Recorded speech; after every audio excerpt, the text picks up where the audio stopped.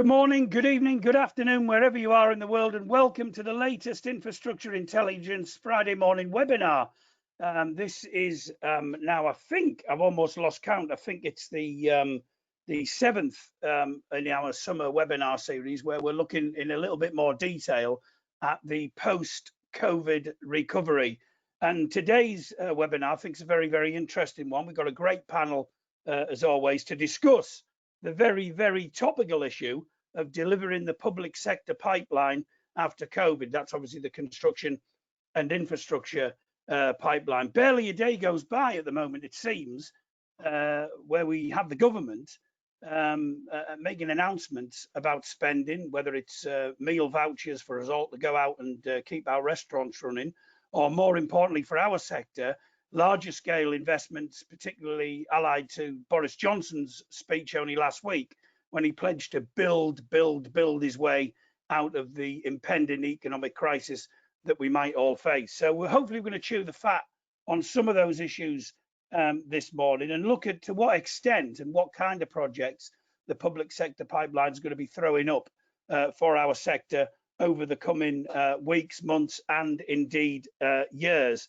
As I said in start, we've got a really, really good platform today. We've got speakers from the Infrastructure and Projects Authority, from the Public Sector Procurement Organisation, Pagabo, a legal expert from Blake Morgan, and also one of the industry leaders in the consultancy and engineering sector from Mott MacDonald that we'll hear from in a little while. But first up, just before we get underway, as always, if you have any questions, then please post those in the questions, not the chat. There's a questions box on your screen, or there ought to be. So please post your questions in there for us. If you want to put your company name down as well, feel free to do that. More than happy to give you a bit of a name check if that's what you want. Questions can be for the whole of the panel. They can be observations that you might want me to put to the panel, or they can be questions to individual panelists. We'll take all of those. We generally try and wrap things up by 12:30, if not before. So do stick with us all the way through. We usually have some really good questions coming through from you, as always, and I'm sure today will be no exception. And we'll also have an interesting, what I call a killer question at the end that I've got lined up. Enjoy that one as well. Anyway, without further ado, from me, Andy Walker, editor of Infrastructure Intelligence, we'll kick things off. Our first speaker is Junejo, and Shiroz is the head of major infrastructure tracking at the Infrastructure and Projects Authority. And if anyone knows about the public sector pipeline and what government's doing in relation to infrastructure, it's got to be Shiroz, hasn't it? So after giving him that magnificent build-up, I'm sure he won't disappoint. Shiroz, the floor is yours. Thanks, Andy. No pressure there, huh? So it's true that one would think that I would have a good grasp on infrastructure, having had to put together the pipeline. But before I go into that, there was actually a quote that came to mind very early on in the COVID crisis, which I think is worth alluding to. Just as we were going into lockdown, it was actually a very senior official in government who said, at times of crisis, organizations end up pulling together and being the most productive. And one of the reasons behind that is because you have a singular goal in mind that everyone is working towards. And interestingly enough, we've seen a lot of that both within government and industry, and also those two groups collaborating to try and deal with the present environment that we find ourselves in. Indeed, we did publish a procurement pipeline, which has never been done before and provides a level of detail we as a government have never provided. It sets out up to £37 billion of new contracts that will be coming to market within this financial year. It sets out the details of construction work, design and build work, development work on a range of projects across energy, transport, utilities, education, justice, defense, and it really was government, industry, and local government as well. And might I add, devolved administrations, which was a little bit of a tricky one. coming together to put this out so that industry had a firm view. The thing to remember is this is baseline. So obviously this document came out on the 16th, and since then we've had announcements from the Prime Minister and the Chancellor. And as you can tell, infrastructure is top of the list in terms of priorities right now, because it's an opportunity to provide the stimulus that the economy might need. But at the same time, it's also an opportunity to rebuild ourselves so that we have a country that's ready for the challenges of the future. With that in mind, it's pretty safe to say that that 37 billion is the baseline number. And there's clearly an intent to bring forward more to build capacity, capability, and resilience across our key sectors. The thing that we have to balance with that is making sure that we don't lose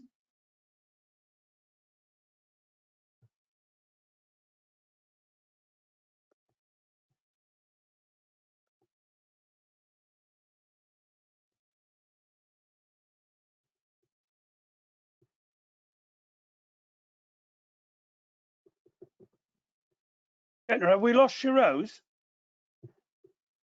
Sorry, Oh, he's you back. seem to have Shiroz, carry on. You're back in the room. My internet blatantly did not like what I was saying. It was just about to stop. We need investment in high-speed internet. But anyway, on you go. Don't even get me started on the internet one. I've had that debate so many times. So what we have right now is a baseline, and there is a clear intent to bring forward more. But one thing we have to remember is we can't let speed be the crux of everything. There's a need to make sure that we are actually considering what we're bringing forward, not just in the way of a stimulus, but we also need to consider what is that asset going to get us in the longer term.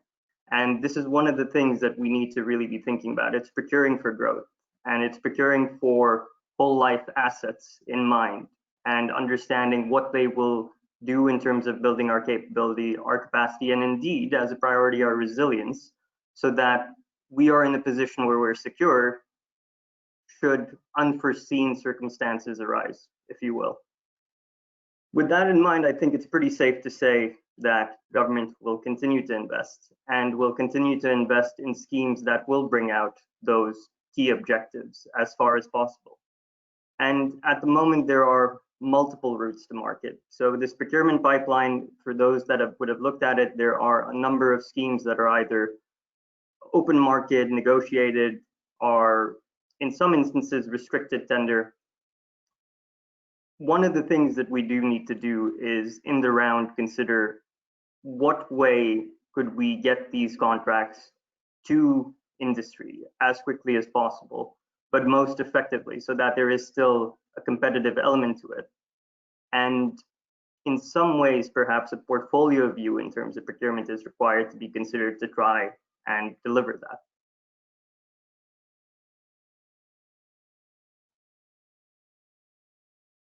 That's it for me, unless anyone's got any questions. We'll take questions when everyone's spoken, but thanks for that, Shiroz. I think some really interesting points you made there, obviously outlining the 37 billion pounds of contracts in the next financial year.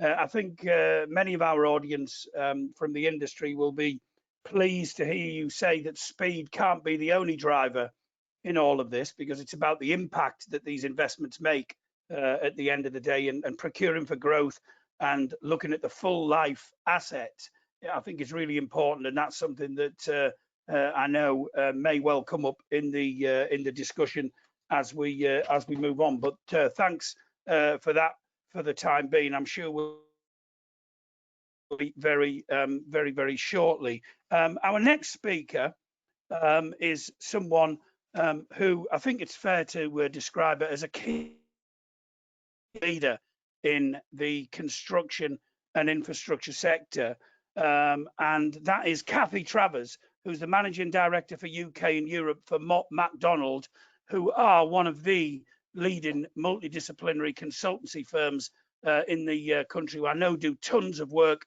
in the public sector, in the private sector, across the board. And I'm sure she will have some very interesting insights on this very important subject. So Kathy, over to you. Thanks, Andy, and thanks for the big up on Mott MacDonald. So we've been, and it really good to hear some of the thoughts from Sharoz as well, and really encouraging. I think we've all been living in really uncertain and unprecedented times, haven't we? And we're all working in a different way, living in a different way, socialising in a different way as well, and learning. You know, our kids are learning in a different way.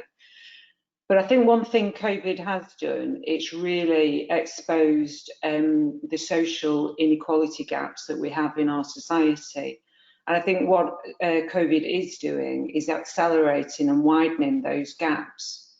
And if we don't take action, I think one of the real lasting legacies of COVID is going to be much greater social inequality. And that could be social inequality around health, around education, access to jobs, access to digital connectivity, to be able to work, to be able to learn. And that's not even mentioning the gender and the ethnicity inequality that has clearly been highlighted even further during this period. We also know that we've got a long debt-ridden road to economic recovery, and we're worried about unemployment, and particularly for young people in our society. And my heart absolutely goes out to, you know, our young people who can't start their careers in the same way that we did. And I think that will leave lasting scars for them, but it'll leave lasting scars for our industry and for our companies as well. So the decisions that we make now about what we invest in and where we invest are going to have social, economic and environmental consequences that stretch out far into the future. And it's really welcome that there is such a commitment, I think, to investing in infrastructure. And I do believe 32 billion is enough to start to make a difference. But that investment needs to be really joined up and coherent. We shouldn't just be focusing on fiscal multipliers. We should be looking at the social multiplier. We've got to reduce the long-term cost to our society. We need to think in terms of social outcomes, leverage all the value from the investment, greater social impact for each pound of expenditure. And whilst we have a mantra of build, build, build, projects should be shovel-worthy, not shovel-ready. And in the pipeline, I think we've got about 64% of the value is on transport and 4% is on education. So maybe a question for me is, have we got our priorities right? Could we reprioritise spend and increase the spend and focus it and target it to drive economic activity where it's needed most, give communities work and provide long-lasting resilience to potential subsequent pandemics? As an example, we're investing about 1.4 billion in schools, repairing leaky roofs and ensuring sufficient places. But isn't now the time to be thinking differently? You know, should we have a targeted capital programme that invests in education and community infrastructure, prioritising those communities with the highest levels of deprivation, with funding related to clear objectives of getting people into work, integration of the wider community and their facilities, resilience and speed to realising benefits? We need to really think in terms of outcomes. So it's health, not hospitals, education, not schools, transport as a means to accessing health, education, jobs. You know, so I think thinking in outcomes is really, really crucial to our future. And the pipeline, I think, should be used as a massive opportunity to drive net zero, digital innovation, and things like DFMA. We could create a fantastic platform to not only create new jobs, drive economic growth, but generate new skills, new services, things that we can ultimately trade out globally. And the mantra build, build, build, are we in danger of accelerating so fast that we miss longer term opportunities? We need to think smarter. We need to plan, plan, plan, design, design, design before we build, build, build. As an example, we've got the Health Improvement Programme, which is looking at 27 schemes across the UK. Out of that programme, we really need to look at it as a programme. We need to start standardising for efficiency, not designing 27 different sort of schemes, using DFMA to improve the quality of what we're doing on site, to help with the issues that we've got on site around social distancing still. We need to be using immersive and rehearsive technology to look at what our infrastructure of the future looks like, but also how we're going to build that infrastructure in a really efficient way. The green spending commitments are welcome, and they will start to reduce carbon emissions from homes and public sector buildings. But I believe we need a more coherent strategy and more investment if we're going to achieve our net zero emissions commitment, where we can protect and create new employment and new skills and build the green economy. So I think this involves developing new industries and expanding existing ones such as nuclear, renewables, hydrogen for energy and transport, carbon capture and storage, connected and autonomous vehicles, electrification of the railways and road transport, and technological transition, including the completion of fibre and the rollout of 5G. The delay to the government's national infrastructure strategy provides, I think, a really good opportunity to refocus, go further, and demonstrate the positives of new and improved infrastructure as a catalyst for economic growth, jobs, and better social outcomes. I think that's all I wanted to say, Andy.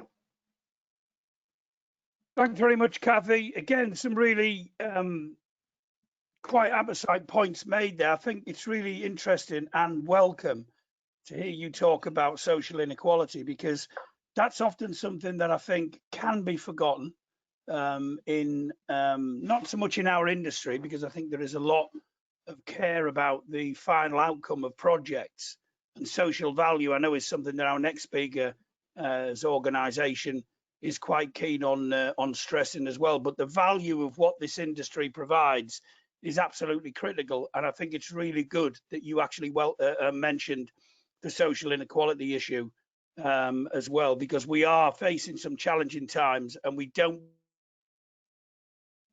for sections of our population who've already, quite frankly, going through the mill a bit, and we need to do something about that.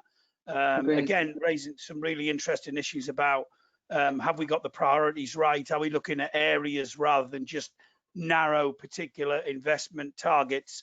The net zero issue, which I'm sure will come up in the conversation later on as well.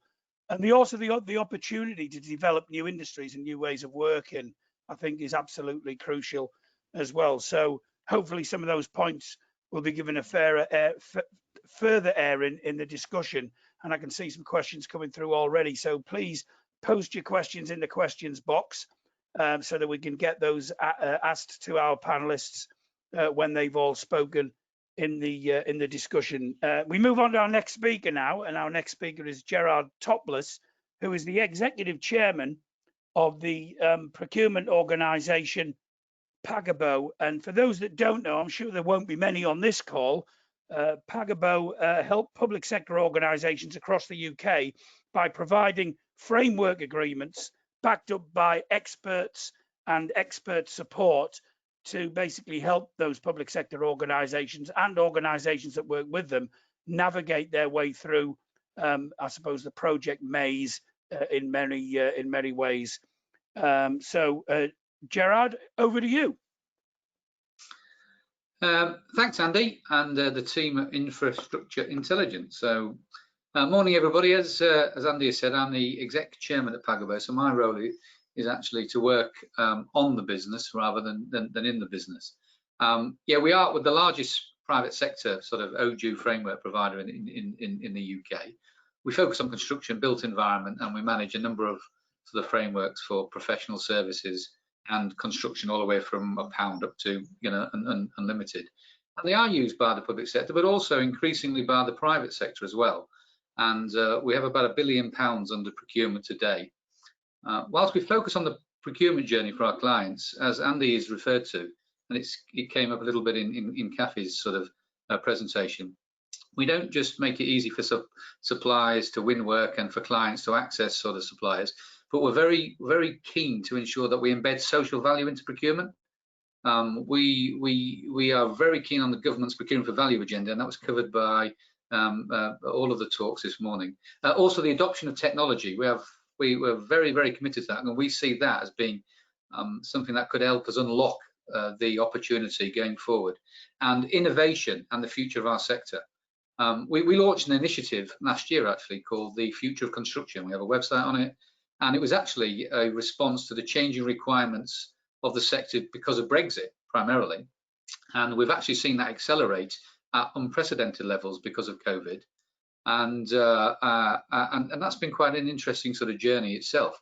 Why do we do it? Well, the current pandemic has brought forward many decisions I think we needed to face over the next 5 years: how we work, when we work, where we work, and I think more importantly why we work. And I think they're all coming to the fore now. Future workers and future workplaces are changing, and the recovery does need to align to these changes or it won't succeed.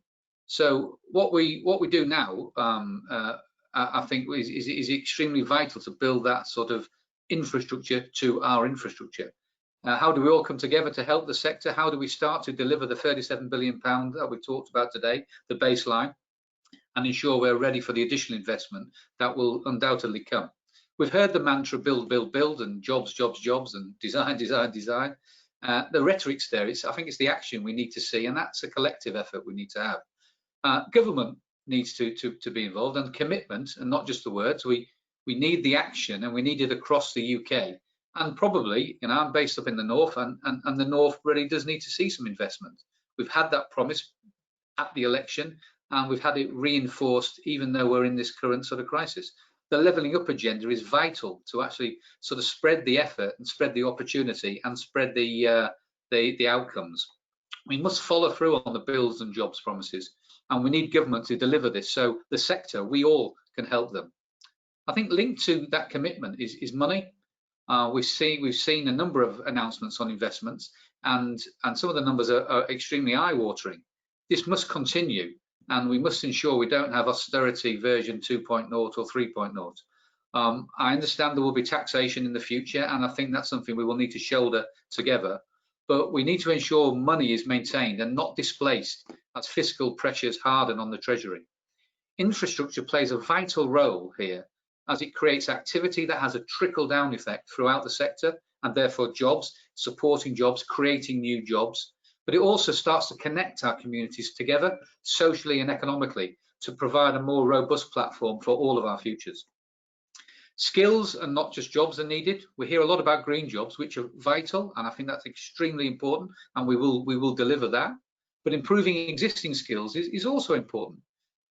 If we are to have the people to deliver the building programme we are told will happen, then construction probably needs to reinvent itself, and we need to make this sector more attractive. We need people to join the sector and never want to leave. We must promote mobility within the sector, a life of careers rather than a career for life. So the government must work with businesses and make skills training and support more widely available. We must put more effort into apprentices, workplace learning and vocational. I have a particular passion that FE colleges need more support, and it was very good to hear the Education Secretary sort of say that this week. Practical education and less snobbery is needed. You know, we can't just invest purely in the HE sort of sector. Oven ready, shovel ready, and I like the shovel worthy sort of comment that Kathy made. Plus project speed. These are new words we've heard recently. We've had a lot of vocabulary sort of given to us this year, but it's clear that to deliver the agenda, we need to get projects up and running quickly. So effort in streamlining planning is needed. There's been a lot of discussion about that. There cannot be too many roadblocks. Procurement itself needs to follow. We've had discussion points on that. The government has shown that procurement frameworks are a vital tool to expedite projects, as well as saving time and money. They offer the speed that is needed, but also provide that relevant competitive tension and stability. Good quality frameworks will deliver the government's agenda and also ensure that supply chains are protected and that value and high quality assets are delivered. We need these routes to help with the oven shovel rhetoric that we hear. I think the government must start to promote smart construction, an output specification procurement methodology that's come up today, modern ways of building, but not just volumetric, but the whole process from start to finish, fostering entrepreneurship and innovation across all of the REBA stages, combining this with procuring for value. Then smart construction not only helps the government deliver projects more quickly, but it delivers the overall value for money, and not just price, but that whole life cost, plus all of the adjacent benefits of social value, economic, employment and social return on investment. Post-COVID, every pound needs to be more wisely spent than ever. So being able to incorporate these ideals in procurement and then to demonstrate them is now more important than ever. And it's fundamental to delivering value as well as completed projects. The sector must come together. We need all businesses and associated organisations to work together, big, small, new and old. We need the CLC, the CITB, the CIOB and others to support learning and skills. And we need everybody to pull together to deliver this post-COVID infrastructure. We are seeing large companies now work more closely than ever with their supply chains, and an integrated sector will achieve the government's objectives more easily. In terms of other measures, we need governance and a speedy response when monetary or fiscal intervention is required. Interest rates need to reflect the government agenda, and we must ensure that liquidity is maintained throughout all the supply chains. There are over 300,000 businesses, and sorry about my dog in the background there. That's obviously somebody delivering something. There are over 300,000 businesses involved in our sector, and nearly 3 million employed. The furlough scheme has been a lifeline to many businesses, and I think the post-coronavirus measures, the post-coronavirus job retention measures need to be closely monitored and evolved where necessary if we're going to continue to deliver their agenda. I think in conclusion, we've experienced things we've never ever imagined in the past 4 months, and we have seen the government respond quickly to deal with the here and now, but I think they will be remembered more for how they support the recovery. Politics need to go out the window, and we need to deliver their pipeline together. We must use this experience to level up society as well as our economy. Thank you. Thanks for that, Gerard. Again, some really topical and hard-hitting points as well there, I think. Number of key takeaways for me from what you said there. Retain the money coming into the sector because it will support the whole of the sector across the board. This idea of looking at things differently, because we've all had to do that, haven't we, during the course of the recent period, and this concept of, you know, rather than a career for life, a life for careers, that lifelong learning sort of approach, which I think is something that a lot of people are going to have to get used to going forward. And of course, it can be a positive from that as well. And also a plea really for no roadblocks, making sure that we actually do have the tools that we need to deliver what is actually needed. And the final point you made there, which I'm sure will be hosanned by many people in the audience, politics should go out of the window. If only it was that simple. But nevertheless, I think, you know, everyone would actually sort of echo those particular points. And, you know, when will the new normal include a return to the old politics is perhaps a subject for a different webinar for a different day. But again, some really interesting points there. So thank you for your contribution. And I'm sure there will be questions lining up, particularly around the issue of frameworks and who can get on them and who can't going forward. I've already seen a couple of questions on that coming through in the chat. Our final panelist this morning on the webinar is Anita Kassian, who is the legal director for the law firm Blake Morgan. Anita is an environmental planning and energy lawyer. Planning's been mentioned a couple of times already today, and she also specializes in major infrastructure projects. She's got tons of experience. She used to be the head of legal for expansion at Heathrow Airport, a project that's become increasingly more challenging post the COVID-19 crisis. And she's also advised promoters on a number of rail, airport and energy infrastructure projects. And I'm looking forward to hearing from Anita to provide her legal perspective and indeed any other perspective on the issues under discussion this morning. So Anita, the floor is open to you.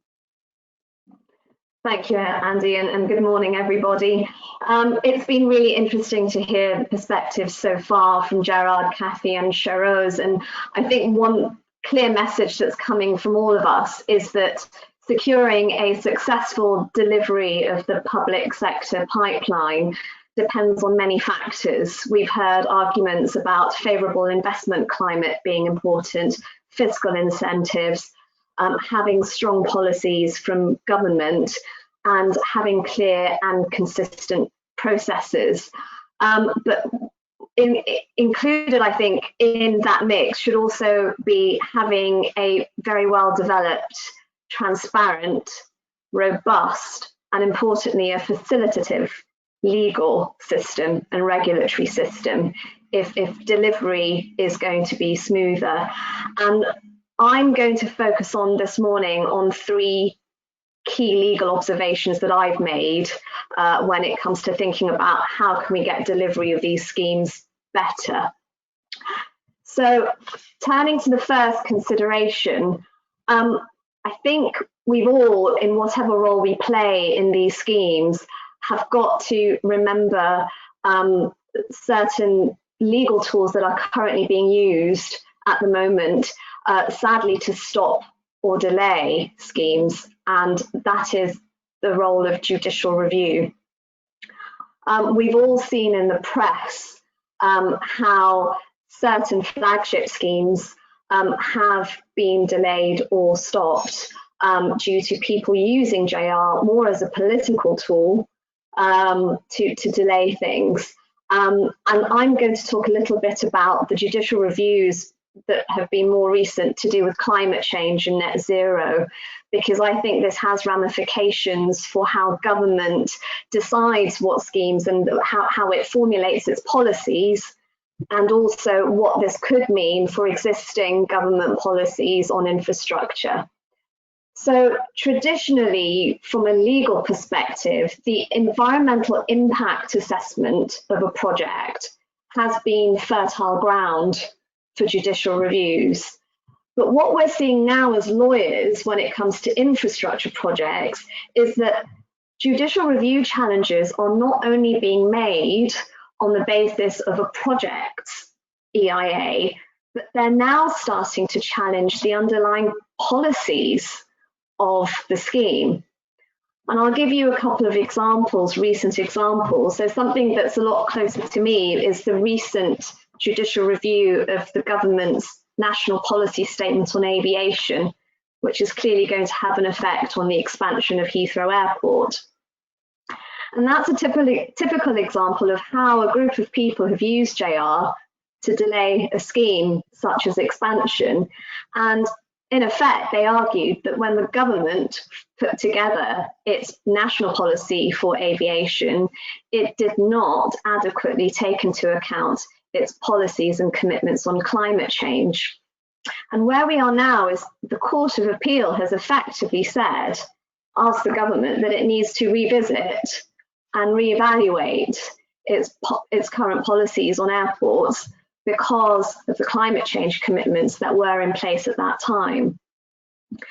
So the key takeaway, I think, from that is that because our climate change commitments are now enshrined in law, they're in the Climate Change Act, it's really important for government to take into account those legal commitments when it formulates policies on public infrastructure schemes, because it does need to protect those schemes better against judicial review challenges. The second example I wanted to talk about is the recent judicial review challenge of the Department of Business, Energy and Industrial Strategies policies on energy, because those will affect public infrastructure schemes as well. And when the department was asked to review its energy national planning statement a few years ago, I think it refused. And in mid-May this year, again, a group of people have brought a judicial review to challenge the department's refusal to review its current energy policies in light of climate change commitments that now bind the UK.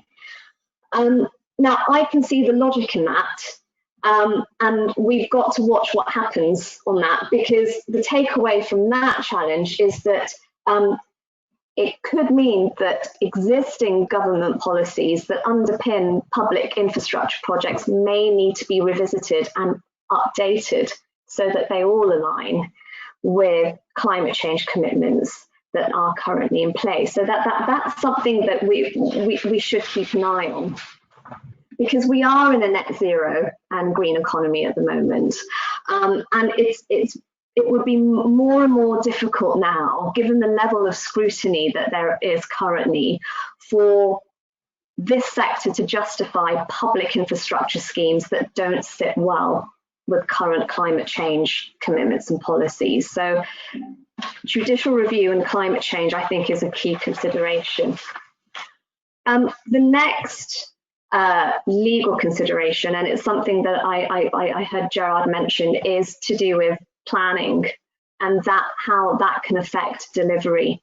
Now, major infrastructure projects tend to be underpinned by primary pieces of legislation, a specific act that gives it the consent that it needs. But often localized aspects, if we take HS2 for example, localized aspects such as building a station still needs to be consented by the local planning authority. And we would have seen in the press recently that I think the station on Curzon Street in Birmingham was recently granted planning permission as part of HS2. So public infrastructure projects could still be affected by the issues that are currently faced in the town and country planning system. Now, is the town and country planning system adequate at the moment to help delivery of public sector schemes? Well, I think we're getting there. So the government recently announced and its business and planning bill. And in there, it announced measures to help the industry, particularly the construction industry, break out of the difficult situation it's in at the moment. So it's announced that it will, through the bill, allow construction hours to be extended, which I think will be very, very helpful as we move outside of the situation. It will also assist with extending planning permissions that are about to lapse. And it will also grant retrospective extensions of time to permissions that have lapsed during the lockdown period. So this is all great news, and it's a great way of government helping the sector. But I think it doesn't go far enough, because these are temporary measures. So the extension to construction hours will only last until April next year. The extension of time for planning permissions that are about to lapse, again, will only last until April next year. Retrospective permission to allow permissions that have already lapsed to be extended, that needs to be applied for by the end of this year, by the 31st of December. So, you know, players will need to commit more resource and time and money to get those applications in. So I think whilst the government is taking really positive steps through the planning system to help us recover, I think we need to do a lot. It needs to do a lot more, essentially, because some voices in the construction industry particularly have said, well, we might not know until well into 2021 exactly how much longer we need to implement a planning permission. We might not know by April whether we need an extension. So I think that's something to be wary of. So that was the second consideration, planning. My final thought really is to do with contracts and what we're seeing as lawyers and what we have seen during this time. Now, employers and contractors are clearly in a very difficult position because they're trying to grapple with a situation that they genuinely never envisaged, and they're dealing with contracts that weren't drafted in a way that envisaged the situation at the moment and a way forward. So what we've all said today, so far, is that collaboration is key, but also flexibility. And what we're seeing at the moment is that parties do not want to terminate contracts because they're unable to deliver services. They actually want to work together and figure out a way forward and change various terms to be flexible. And so what we're seeing now is a lot of parties revisiting the contractual terms of their contracts and trying to identify which parts need to be revisited and what would be the consequences of that if they're not. So I'll give you a few examples. A lot of contracts have provisions to do with events of default. And a particular concern of some of our clients has been, well, you know, our cash flow, our income has been severely impacted. Could that trigger an event of default under our contracts? And so what we're finding is that they're finding innovative contractual ways of working together to prevent the contract from falling away. And one of the ways I've seen is that parties are entering into something called standstill agreements, where they both agree to just temporarily hold where they are whilst they sort things out. Other things that they're looking at really in contracts are things like what kind of reliefs could be available to them under the contract, and certain financial provisions. So in terms of practical advice, what we're finding is that we're saying to people, take the appropriate advice in order to secure the delivery of your project. You know, talk to your advisors, your consultants. Consider waiving things or varying things in your contracts as well. Keep evidence of the disruption that you have faced as well, you know, just in case it helps you in future negotiations.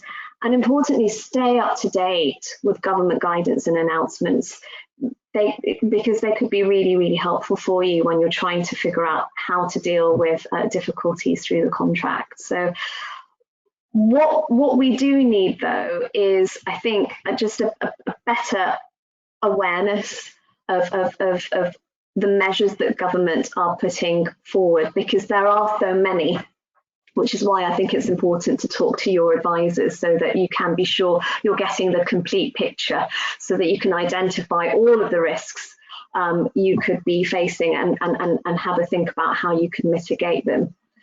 So in conclusion, legal and contractual considerations are important, but they're only one of a myriad of factors that will affect delivery of the public sector pipeline.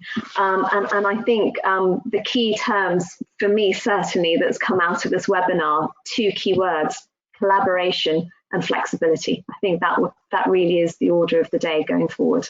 Thank you. Thanks very much, Anita, and really good to hear those strong messages that you finished on there around collaboration, around being flexible, revisiting contracts.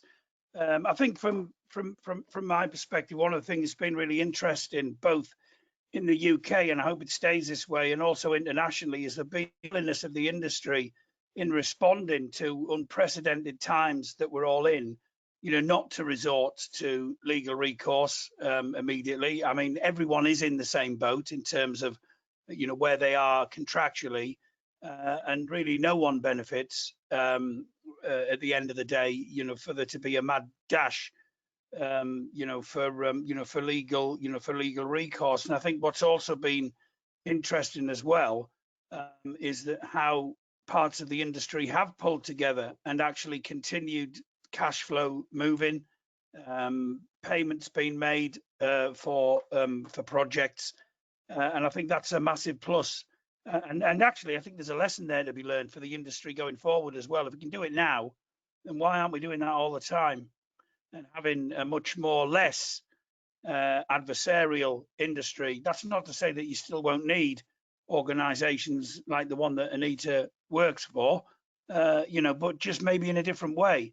And I think that's something that we do need to think about. Some good points as well on planning, and also on climate change, which I think is a really important issue going forward. Anyway, that's enough from me. We've got a lot of questions coming through, and I've also got some more questions up my sleeve as well.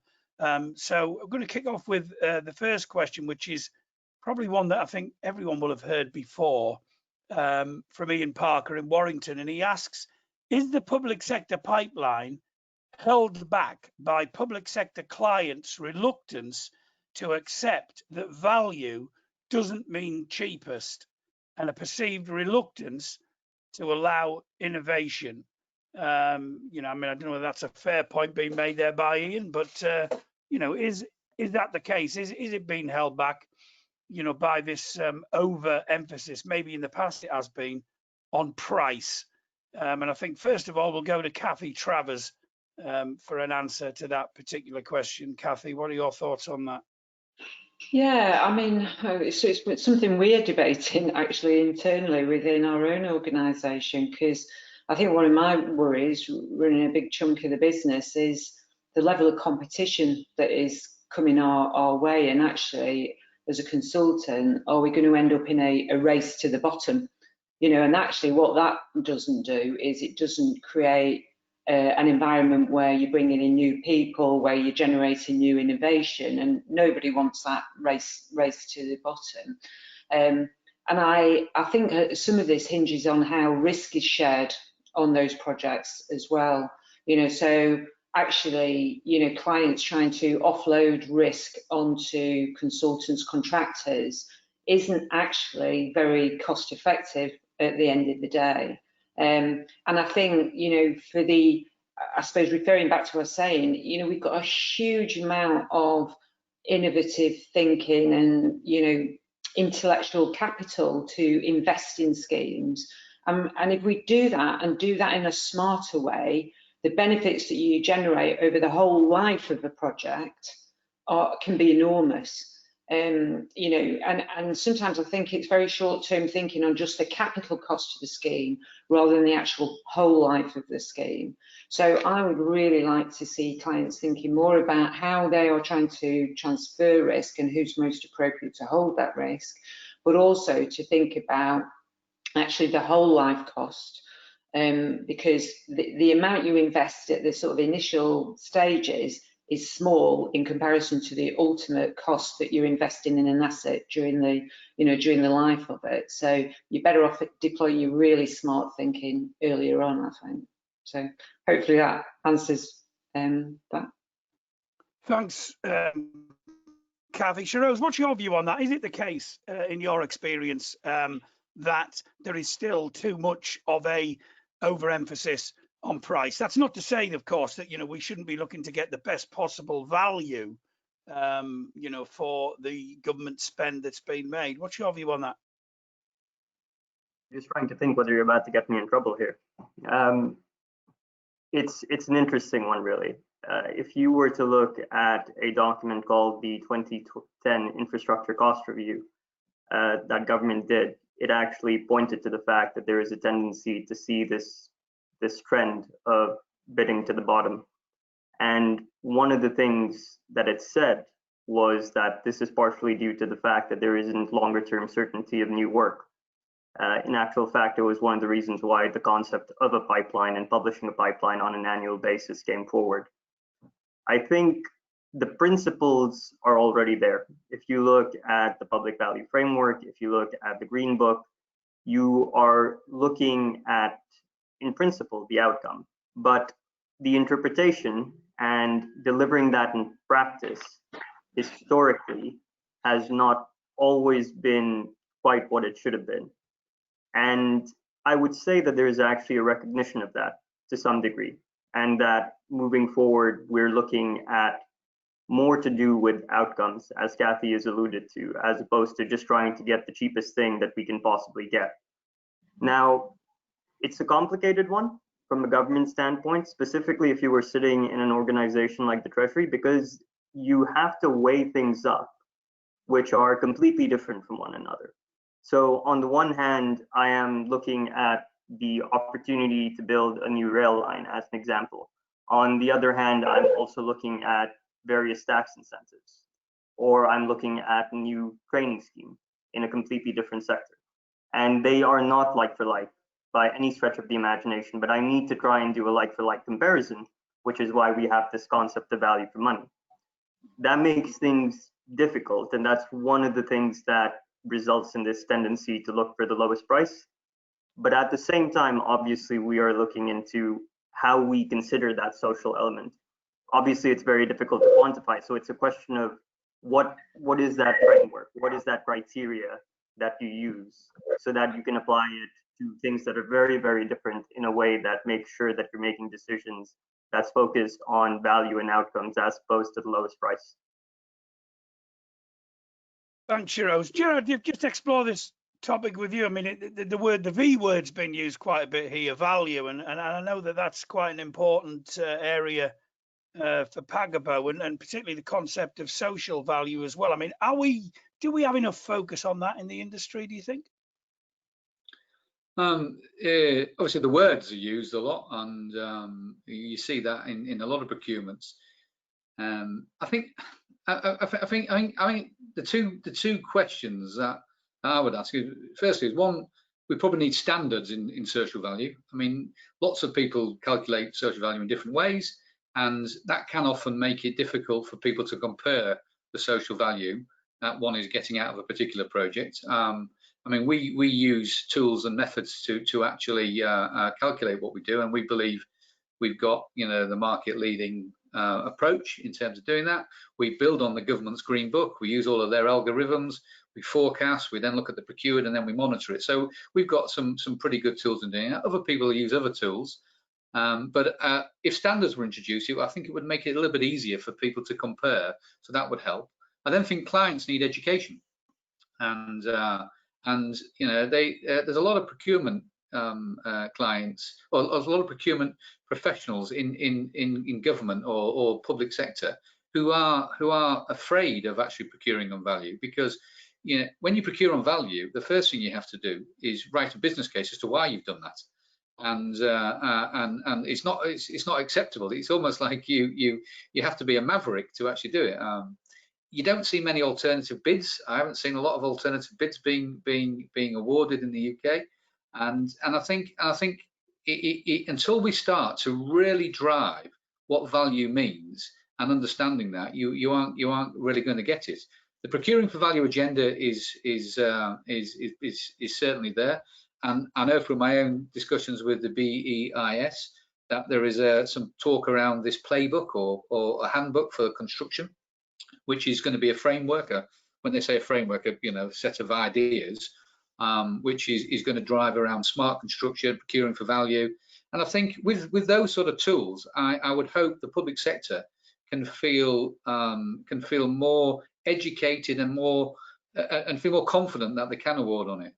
You know, but we do need some standards, I think, Andy, to actually help and do that. Yeah, again, it's an interesting one, isn't it? Because there's a lot of talk. I mean, obviously this week everyone, you know, has been reporting, you know, Boris Johnson's build, build, build mantra and everything else. But really, at the end of the day, what makes a good project is the difference that it makes, I think, ultimately to people's lives, and does it, you know, does it improve their lives? And, you know, when was the last time you necessarily saw a contract, you know, that actually had elements of the difference that something was going to be making to people's lives embedded in it? It's a slightly rhetorical question, but maybe it's something that we should start, you know, having much more of a focus on, really. I mean, again, I don't know whether Anita's got any thoughts on that, because at the end of the day, construction contracts are not necessarily legal things, are they? They're about, well, they should be about partnership, about delivery, about trust, about actually doing something positive. You know, any thoughts on that, Anita? I completely agree with you. The contract is the output, really, of the relationship and the goals and the objectives of each of the parties. And I think this concept of how do you document or how do you figure out value is a very, very important consideration. But I think that discussion and that thought will happen a lot sooner than before you get to the contract. And I think whilst it will be tricky to have an express clause in a contract that talks about the value that the scheme is going to produce, because how are you going to measure that contractually in terms of social benefit? I think there are other ways. And just coming back to what Shiroz, Kathy, and Gerard have just said, you know, it is important to understand what value is. And the one thing that jumped out at me yesterday when I was reading the IPA annual report that came out, there was a very interesting chapter on it about delivery factors. And there are 3 key things in there that I think will be relevant when the value of a scheme is being considered. Planning realistically, you know, when you're looking at costs and value and prices, you know, it's key to actually think, is this a realistic estimate of what's being proposed? The other phrase that I really liked in that annual report in delivery factors is tell it like it is. You know, when considering value estimates, prices, I think it's really important, again, coming back to realism, is this what's actually going to happen, you know, and is this a fair price for it? So telling it like it is very, very important. And finally, you know, connected with realism is the very important objective of managing complexity and risk. Cheaper is not always better. Lowest price is not always the best way to manage risk. So it's those things that need to be thought about first, and then when we come to the contract, then we translate that into the legal bits. But Andy, I'm not convinced that having a clause in a contract to reflect value is the best way to go. It will be reflected in many other different ways. Kathy, I know you've got something to say on that, and then I'll bring Gerard in after Kathy. So Kathy, I think you're on mute, Kathy.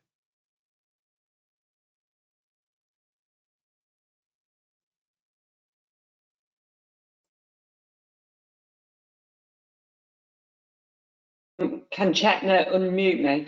Yeah, thank you. You're back in the Sorry, room. I was muted by Chetna, I think. It was just this point around being able to measure and define value and social outcomes. So we use a measurement framework for social outcomes, and it's centered around 5 pillars: accessibility, inclusion, empowerment, resilience, and well-being. And actually we can measure, you know, we can define those things with each, you know, with a specific client, and can actually measure those. And some clients are actually using those and having a dashboard that demonstrates the value that they are generating throughout their projects.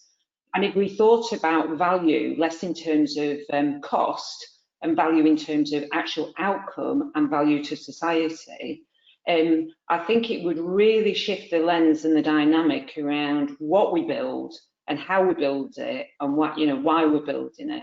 And if I think of an analogy, if we look at when companies have tried to look at getting to net zero, and I think it was Anglian Water that did this, they stopped thinking about the cost of their schemes. They started thinking about the carbon in their schemes. So they didn't measure the cost, they measured the carbon. And what they did was they drove out a huge amount of carbon through innovation. But as a consequence, they reduced the cost massively as well. So I suppose the analogy is, why, let's not just keep focusing on costs, let's focus on the outcomes that we really, really want, and actually let's measure those, because actually the consequence will be, you know, something a lot better. It'll probably cost us less money, get better outcomes at the end. And there are, you know, we've got a way of sort of mapping that and measuring that as well. So Thanks, Kathy. Gerard, you had your hand up to say something on this issue? Yeah, just, I mean, the first thing I'd say is the policy from government might be that value is the overriding factor, but practically, you know, finding a procurement profession in the public sector who's willing to order a building that costs 10% more on day one, you'll need a pretty strong person, and particularly, you know, in this current environment. So that's really important. Well, I'll come back to the education point. Now, the point that Anita made about contracts, which maybe can't easily include targets, I get that. But what you can have, and we do this in our frameworks, we have measures to actually, we call them KPIs, that look around social values. So if you were to look on our website, you know, the £1 billion that we've sort of procured has generated on average £1.76 per pound spent, and I think our current level is about nearly £3 billion, and we can actually demonstrate that. And what we're finding now is we're incorporating that into a lot of what we do using technology, because technology can do the heavy lifting for people. It's great at repetitive tasks. It's great at dealing with bureaucracy. It democratizes, and that's it. So once you get a dashboard that you're happy with, you can then, when everybody contributes to it, the client and the supplier, you can create that evidence much more easily, and it's there. So it does help the public sector procurement individuals to actually demonstrate, and it should hopefully give them more confidence to order that building that costs 10% more on day one, but it is actually 30% less, because as Kathy said, over the next 20, 30 years, you know, it's got carbon, it might even have a negative carbon impact, you know, it might be positive in terms of the environment. And so whilst you might not be able to do it contractually, using technology and smart approaches, you know, that I think can be done now. And I think, you know, I would say to Shiroz, really, you know, talk to people like us about doing that, because, you know, we've got the tools. Let us help you. Thanks, Gerard, and I'm going to bring Shiroz in a minute, but it's just occurred to me when you were speaking there, you know, this whole thing about, you know, take a brave procurer to actually go for something that was going to cost more. I mean, given the, and there's no other word for them really, eye-watering amounts of money that the government has spent rightly on keeping people in work, keeping the economy moving and all the rest of it, surely they should be adopting a similar long-term approach to procuring for value rather than cost. Now, I'm not trying to get you into trouble in any way, shape, or form, Shiroz, but just your observations on that, and maybe something to some assurance you can give to our sector that actually, yes, value is important for government. It has to be, doesn't it? Because it's procuring stuff that's going to make a profound difference to people's lives, isn't it? So the short answer is that yes, value is always going to be important, and arguably it should be top of the list. It's a multifaceted point. So I feel like it might be useful to just provide a little bit of context, because, you know, as Gerard has alluded to, doing a business case in the confines of Whitehall can be challenging in the best of times. So as an example, I spent 3 months doing a business case for a £20,000 contract. So let's disregard that for a moment, and then let's consider something that is upwards of 100 million. So you will have a delivery body or perhaps a department that's going to go through a tendering process, look at bids, determine whether there might be some forms of benchmarks that would be available to give them an independent assessment of how those bids perform. And then they're going to pick a preferred bidder, but obviously that's going to require a business case. That's going to need to go to the department's EXCO board, which then needs to be approved there, then by their accounting officer before it goes to the Treasury, which will then go through probably a Treasury approval point, at which point you'll have multiple different people from multiple different departments reviewing the bid and raising questions on it. Why are you doing it this way? What are the metrics you're going to be using? And then once it goes through that point, and I should add that usually you never get it done in just one, it ends up being 2 or 3, then it might go to a minister who will make a decision on it. And ultimately that minister will be considering several different options that money could be used for, which will be completely different from one another. But the officials that are advising them will be trying to level the playing field, so to speak, by using similar metrics for things that are inherently very different. So that in itself, from personal experience, the worst one that I had to deal with took me over 1.5 years to get through that entire process. And it is something that needs work. It is recognized that it is something that needs work. It's recognized that we should be looking at value. And it's also recognized that there is a lot of work that needs to be done, not just by government, but between government and industry, to understand how we could be doing things better and getting the outcomes that we want, rather than just trying to go for the cheapest bid possible. So those things are definitely in train, and it's obviously a consideration. The one thing we just have to remember is we have to get it right. We have a very short window because, you know, we need to try and bring things forward quickly, because there is a stimulus element to this ultimately. but at the same time, we have to get it right. So there's an element of trust and transparency that's required by different organizations, both public and private. And at the same time, there's this need to almost disassociate yourself for a moment so that you objectively consider where you're at and whether you do have a framework that's going to work or a system that you think you can put in place that will actually achieve what you do. Because if we do things too quickly now and we haven't thought it through properly, we might find ourselves damaging things more than helping.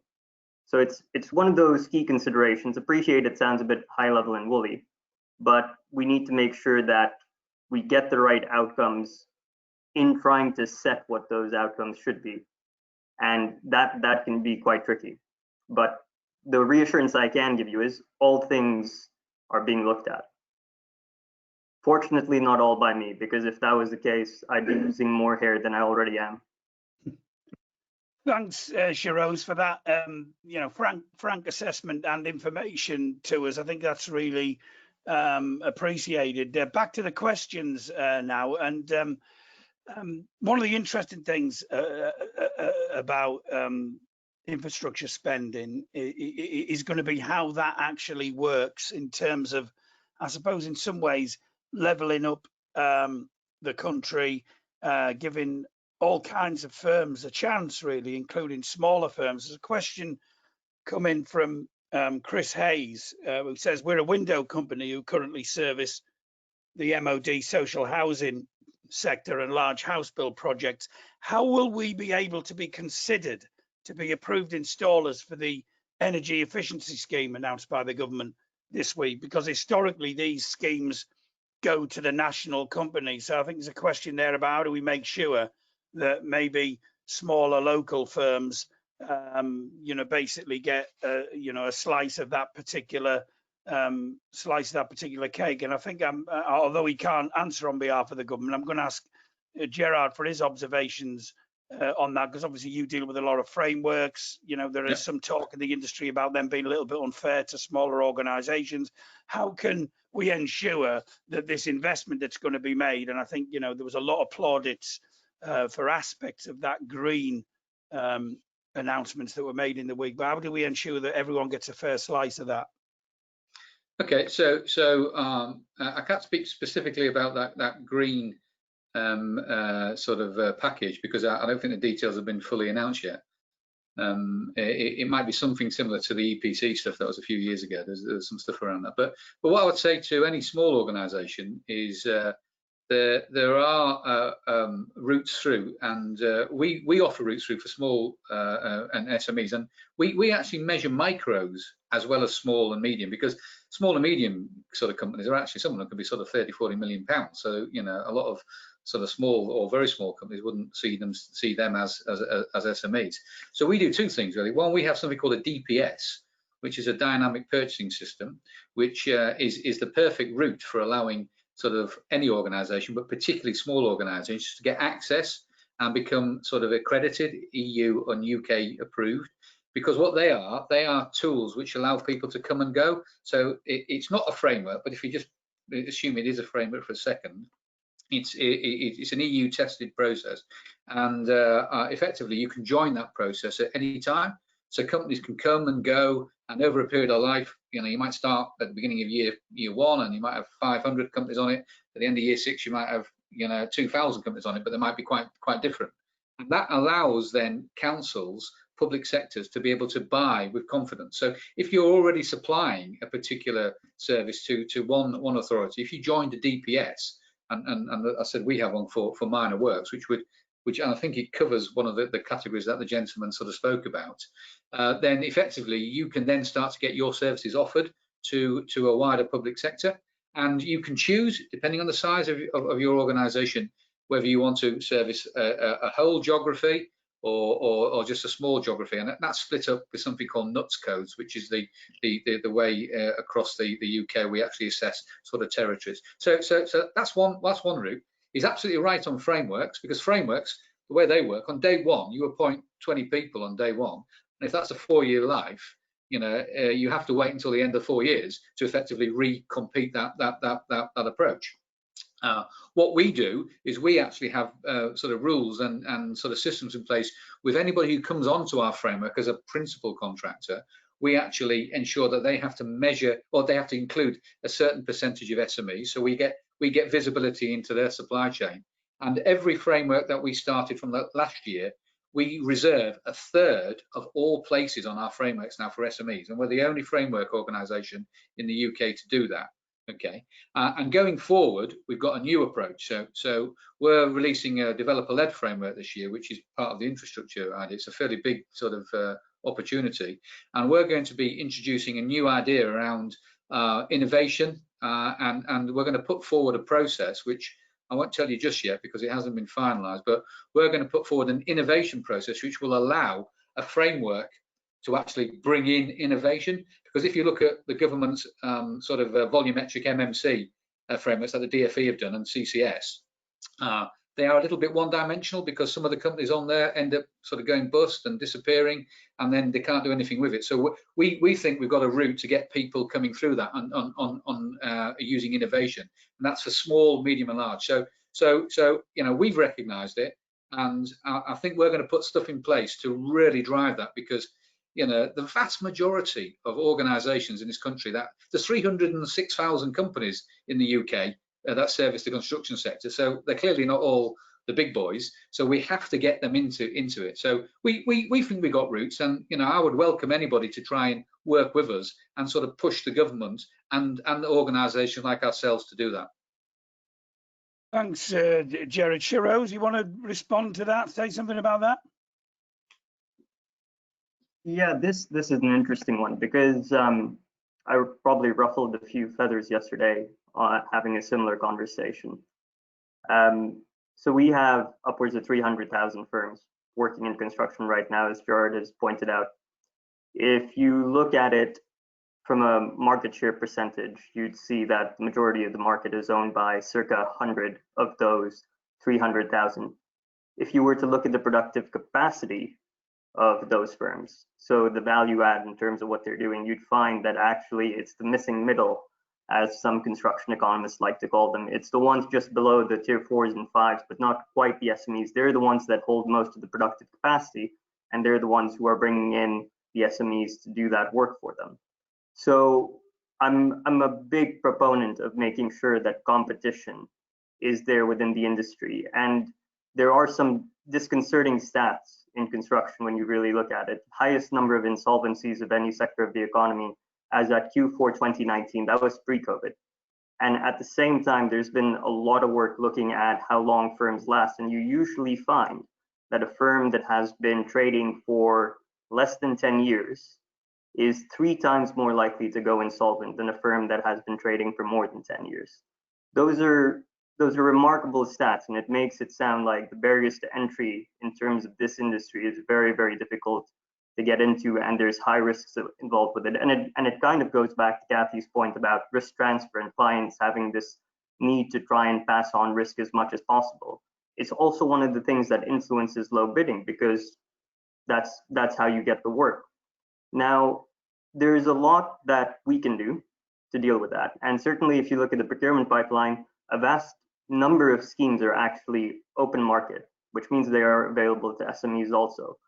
But one thing that you need to consider, and this is how I ruffled the feathers yesterday, was it can't just be government, because there will be schemes that will require high capital intensity, will require specialist skills, will require, you know, design major DCO, and that will inevitably require larger firms. But one thing we need to see is industry also making sure that they are reaching out to SMEs, that when they are subcontracting, because construction is extremely fragmented and it relies heavily on subcontracting as it stands now, when those contracts go out, they need to be made available to SMEs, preferably in that area.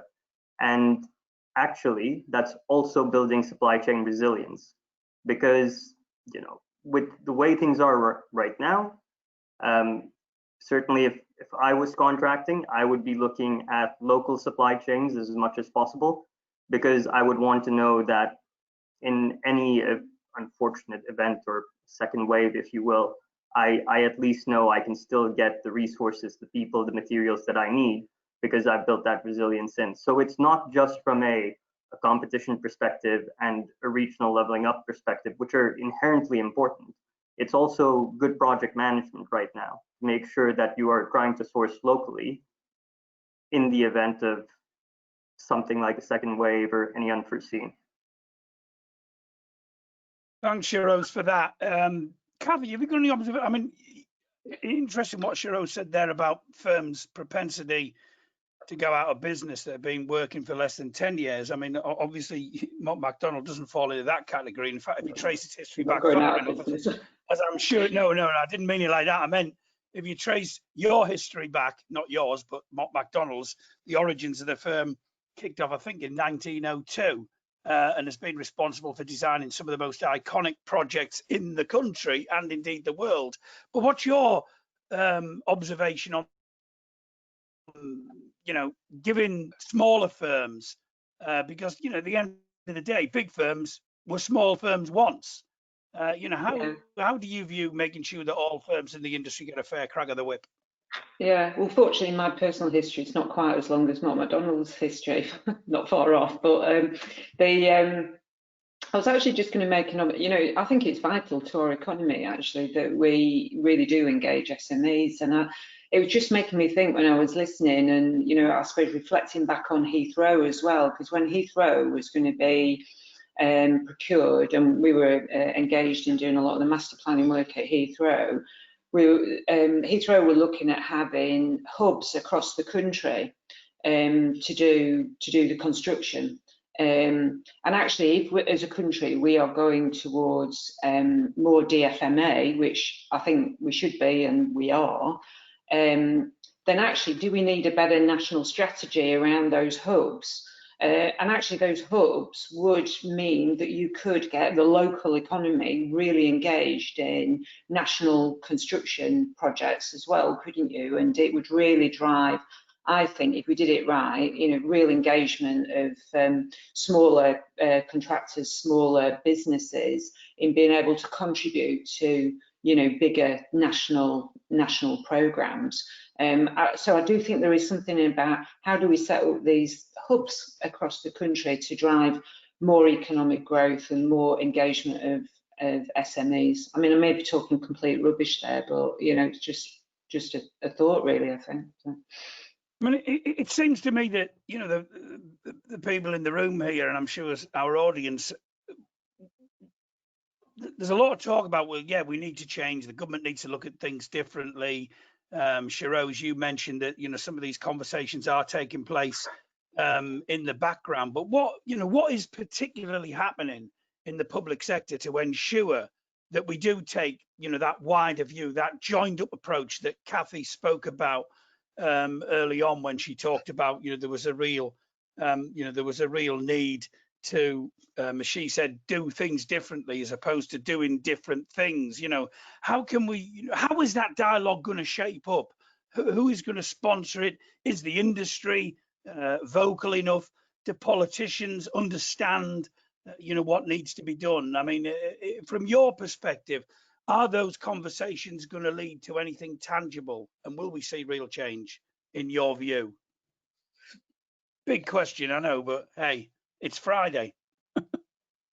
This as well. It has to go both ways. So I started off when I was talking, quoting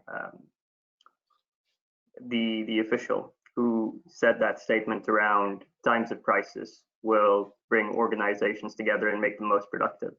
And genuinely, we have not seen the level of engagement with groups such as the CLC and working with government, and not just IPA and BASE, but DFT, DFE, MOJ. We've had genuine collaboration, and that has fed into multiple conversations, which will continue. Now, the problem becomes when those goals don't remain aligned and people start going back to thinking about what their specific targets are. that is inevitably a risk. The moment people start doing that, then I guarantee you things don't work out the way you were planning. Can industry do more? I think if you have a view, we're open to listening.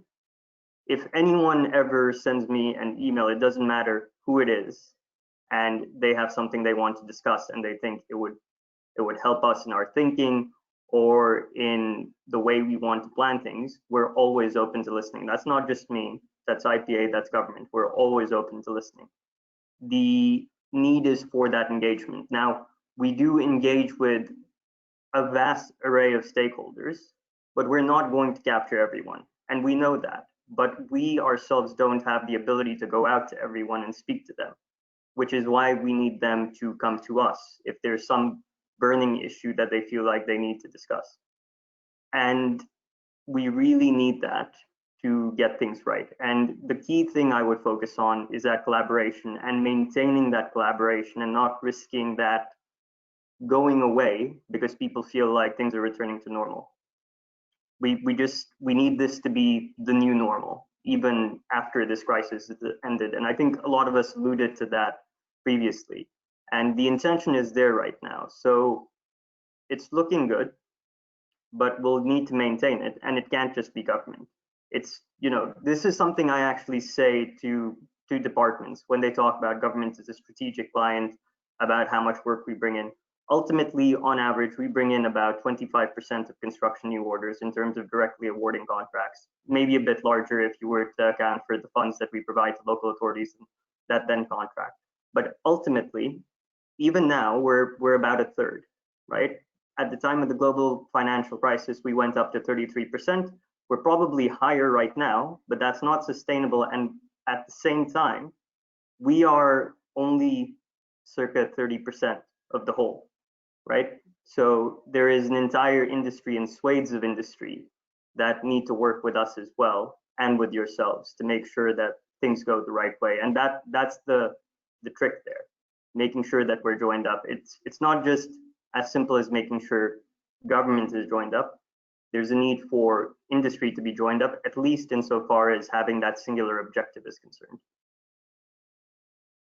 Thanks a lot for that. And again, that positive message of collaboration as well, that I think everyone's mentioned at today's webinar. Anita mentioned it earlier on in relation to don't want to go back to a normal that that maybe wasn't necessarily delivering what we need. We've come to the last question of today's webinar, which is always one that I kind of sort of make up off the hoof, really. So it's a bit unfair on our panelists, but we're dealing with intelligent people here, so I've got no doubt that they will be able to give me a very good answer. And the question that I'm going to ask is, I've just been made the Prime Minister and the Chancellor all rolled into one, and I've got a massive kitty to spend, and basically our panelists are the newly appointed Commissar for Infrastructure, shall we call it, or Infrastructure Minister, and you've got 25 billion to spend on infrastructure. What's the one, again, probably a bit unfair, but what's the one or group of transformational projects that you would spend that 25 billion pounds on? And first of all, I'm going to go to Anita. What would you spend your 25 billion pounds on? I'm just unmuting myself there. Gosh, that's a tricky one. I think because we've all talked a lot about social impacts today, I think I would personally nominate the Northern Infrastructure Pipeline. I think we do need confirmed sort of funding and a clear long-term plan for things like road and rail infrastructure as part of that pipeline, so that we can sort of level off any economic imbalances that we have in the country at the moment in terms of standards of living, jobs, etc. So for me, it would be the Northern Infrastructure Pipeline that would get my vote. Spoken like someone who was born in Sheffield. That's absolutely fantastic. I know you were. From one Yorkshire person to another Yorkshire person, Gerard, what would you spend it on? It doesn't have to be in Yorkshire, of course. Right. So there's a load of stuff around sort of probably innovation, tax credits and stuff like that. And FE colleges. I would put some money into FE colleges because I think they're really important. But the point I would make is I think it brings into question for me HS2. And the reason I say that, I think that's an interesting conundrum now because, you know, we've all changed how we operate. So do we actually need mass public transport over and above freight? Maybe infrastructure should be better invested in building better equipped communities and suburbs and actually thinking about how they operate, and that might become a different ecosystem for us going forward. But you know, you will have to connect, I suppose, those sort of new suburbs. Whether or not we're going to have thousands and millions of people traveling on trains in 20, 30 years time, we're not doing it now. So I'm just interested to know that. So you might want to consider rethinking that, please. That's my point. Thanks for that, Gerard. Now, I know, Sharoz, you normally deal in way bigger amounts than a paltry 25 billion, but, you know, just indulge me for a second. What would you spend your 25 billion on if you were the new Minister for Infrastructure? Okay, well, I'm tempted to say full fibre right off the bat, considering how many times I got disconnected from this call. Yeah, the city is not great for full fibre if you have certain networks. My exchange is like a mile long, which is ridiculous. So full fibre is probably going to get some money from me just right off the bat as a result of that. If I was looking at it from a practical standpoint, I'd put in money into skills. I absolutely agree with Gerard. I think that's absolutely essential. And I think there are certain schemes that have done a brilliant job on them. And I think I'm probably not allowed to reference them because it would sound like an endorsement, but I've seen some that have done this thing called maximizing the fleet effect, which is engaging with local colleges, FEs, and even their clients to try and create a hub where they could source more of their workforce from. And this one particular mega project I'm thinking about was able to make it so that instead of 20%, they got 45% of their workforce from a region by putting a relatively small, in fact, it was a substantially smaller amount of capital than it would have cost them to try and outsource it from other regions. So skills is absolutely pivotal with a plan attached to it. After that, I would definitely consider some forms of connectivity because actually, I agree it's very, very difficult to see where demand is going. It could go either way. I read commissions and articles about home working becoming the new normal versus a lot of institutions saying, you know, specifically a lot of builders in London saying we need people to get back to offices, partially because we still need to continue with our contracts and it's going to be very bad if someone goes, I don't need it anymore. And some people do actually want to go back to work. So that's a little bit up in the air for me. But I think transport and connectivity regionally, in line with the regional leveling up agenda, is absolutely essential. A certain amount of sorry, Sharoz, I'm going to have to stop you because we do have to finish on time. Really, really sorry. And no, you're all good. I could have gone into a rant for hours. Yeah, if you let me. I'm sure you couldn't. Transport and connectivity are absolutely key. I just want to finish off with Kathy's thoughts on this question. 25 billion to spend. What would you spend it on? Well, first, I'm slightly worried if you're the PM, Andy, but let's not go there. But you're worried. I'm worried. I'm a northern lass, you know. And I suppose what I said earlier, I'd invest in the communities in the north that really need that, you know, regeneration and. So infrastructure in the north and schools and health. But one thing that has made me really think through the COVID this last few months is how important digital connectivity is, people, and how disadvantaged those children have been by not being able to access learning because they just don't have the right digital connectivity. It's a shame for a country like ours to have any child in that position. So I think that's what I would invest in for the future. So. Fantastic, thanks very much for that. And I think, you know, the whole, and I'm glad it's come out, and not just because I'm actually dialing into this webinar from the north, in the northeast actually, in Durham, but I think it's a really important issue and has been politically, certainly since the last general election. And I think, you know, we need to see words turned into actions and ultimately delivery on the ground to make that positive difference that I think all of our speakers have spoken about on today's webinar. Just remains for me to thank all of our speakers, to thank Anita, to Jared, to Kathy, to Shiroz, and also thank you to everybody for logging on and listening and watching our webinar today on the public sector pipeline. Inevitably, we can't cover everything, but hopefully we've covered a little bit and given people a bit of food for thought. Next Friday's webinar, we will turn our attention to the private sector pipeline, which will be a particularly interesting look at what we might think might be happening there. And we've got another heavy-hitting panel of industry experts to talk about that. But I think it's been a good discussion this morning. Some key messages coming through.